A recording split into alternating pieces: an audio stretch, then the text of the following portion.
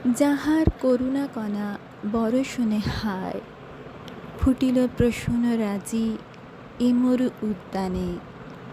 আজ তাহা ফুল্ল মনে, যতনে ডালায় তুলিয়া সপিনু সুখে তাহার চরণে।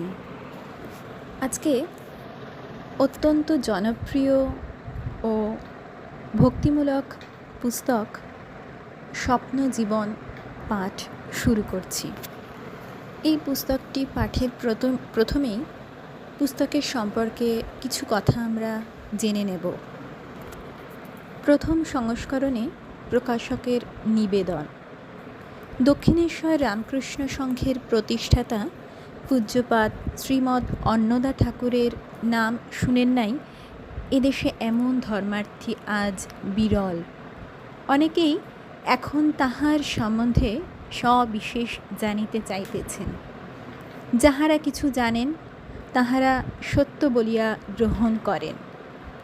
আমরা জানি, যখন রামকৃষ্ণ সংঘের কোনো কর্মী বা প্রচারক ঠাকুরের আদেশ প্রচার করিতে প্রয়াস পাইয়াছেন, তখনই জিজ্ঞাসু ভক্তমণ্ডলী ঠাকুর শ্রী রামকৃষ্ণদেবের আদেশবাণী বিশদভাবে জানিতে চাহিয়াছেন এবং পূজ্যপাদ শ্রীমৎ অন্নদা ঠাকুরের পবিত্র জীবন সম্বন্ধেও নানা তথ্য সংগ্রহ করিতে ঔৎসুক্য প্রকাশ করিয়াছেন।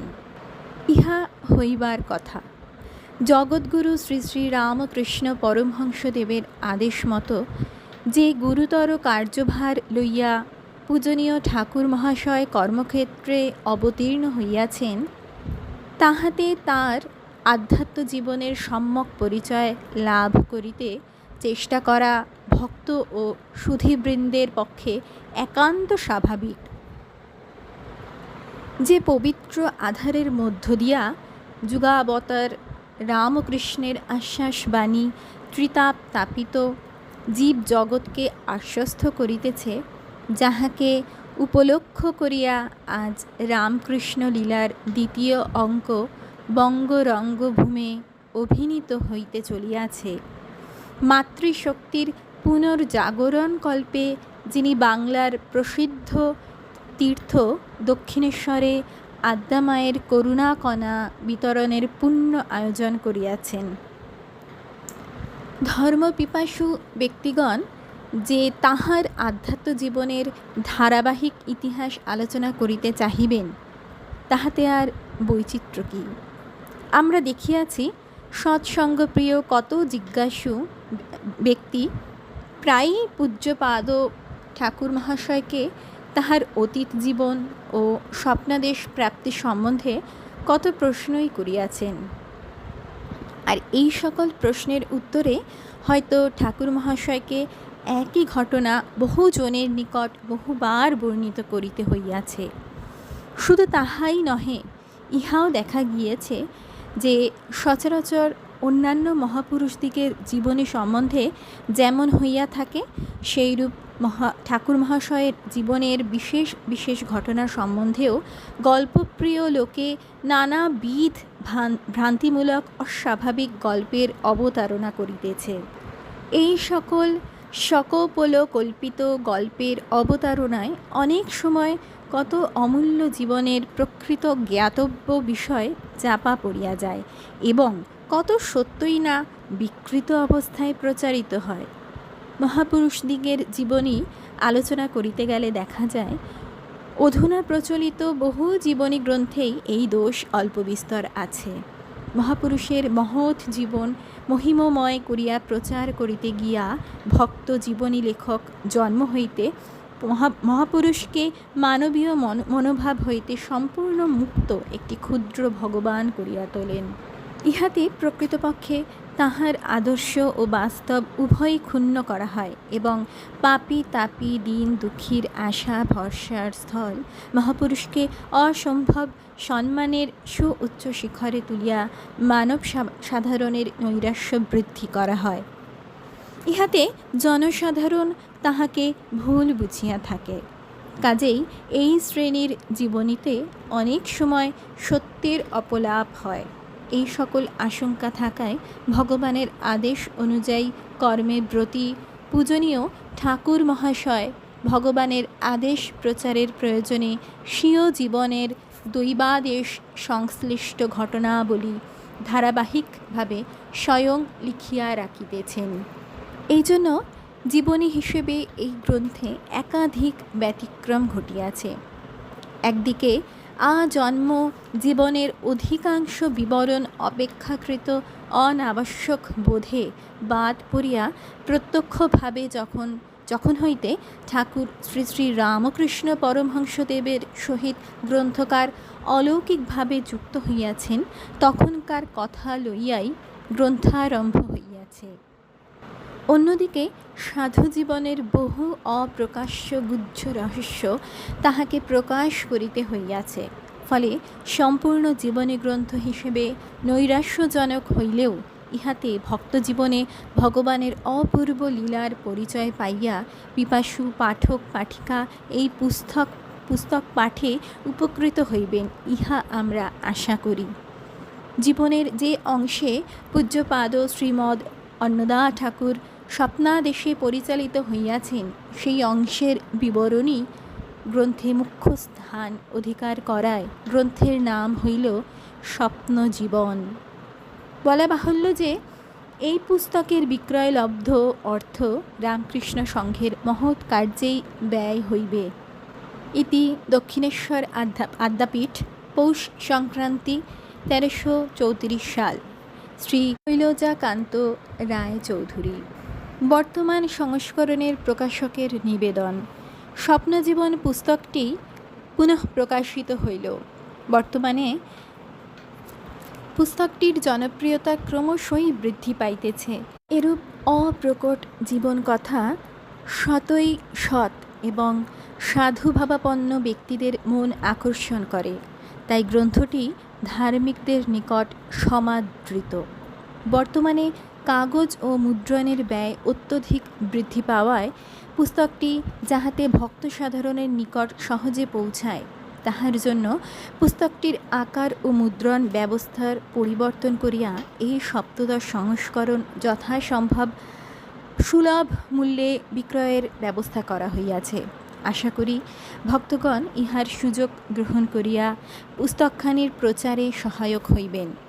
গ্রন্থের প্রথমে সূচিপত্র এবং ঠাকুর মহাশয় ও ভক্তগণ কর্তৃক উচ্চারিত সংস্কৃত শ্লোকগুলির বঙ্গার্থ পশ্চাতে সংযোজিত হইল।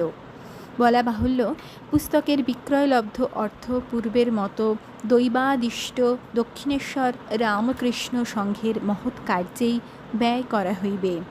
দক্ষিণেশ্বর আদ্যাপীঠ। ব্রহ্মচারী রিতেন ভাহ ও ব্রহ্মচারী মুরাল ভাই।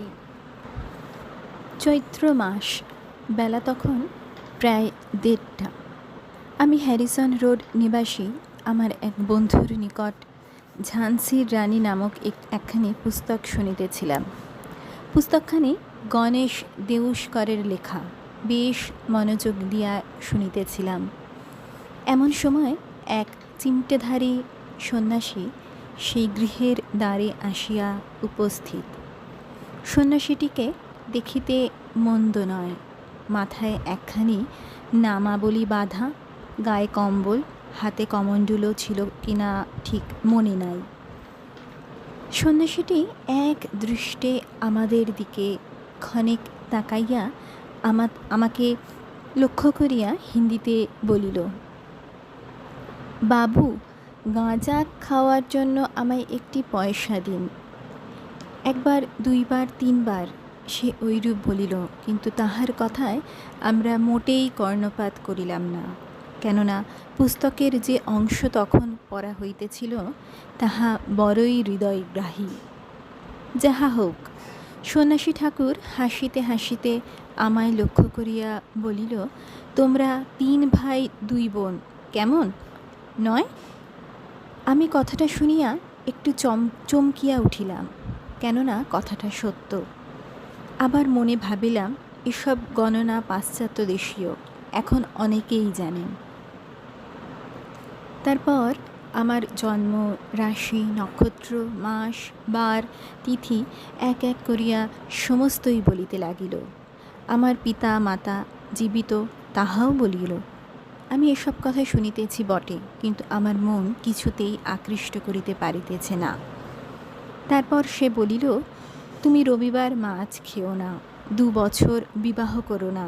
আমি মনে মনে একটু হাসিলাম, কেননা আমি তখন মাছ মোটেই খাই না এবং এ জীবনে বিবাহ করিব না ইহাই সংকল্প করিয়াছিলাম। বন্ধুটি এমনই নির্বিষ্ট চিত্তে পুস্তক পাঠ করিতেছিল, তাহার দৃষ্টি বোধহয় সন্ন্যাসী ঠাকুর একবারের জন্যও আকর্ষণ করিতে পারেন নাই, কিন্তু তাহার কথাবার্তা বোধহয় কিছু কিছু বন্ধুবরের কানে গিয়াছিল। কারণ সন্ন্যাসীটি বিফল মনোরথ হইয়া যখন চলিয়া যায়, তাহার পরক্ষণেই বন্ধুবর পাঠ শেষ করিয়া একটি দুয়ানি আমায় দিয়া বলিল, ভাই, সন্ন্যাসীটিকে এটি দিয়ে এসো। বন্ধুটির আর্থিক অবস্থা তেমন ভালো না হইলেও পুস্তকের গুণে সে সময়টা বন্ধুটির হৃদয়কে বড় উদার করিয়া তুলিয়াছিল।